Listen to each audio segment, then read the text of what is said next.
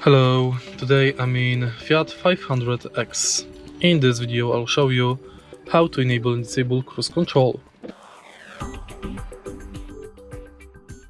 In the beginning, let's take a look at the right side of the steering wheel.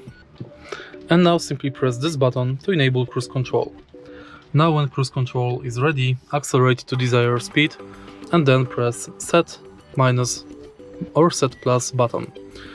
Now you can let the acceleration pedal go. To increase the speed, press set plus button. To decrease it, press set minus button. Now you can pause the cruise control by pressing cancel, and to start it over, press set minus button again. And that's basically it. If you find this video helpful, please leave like, comment and subscribe.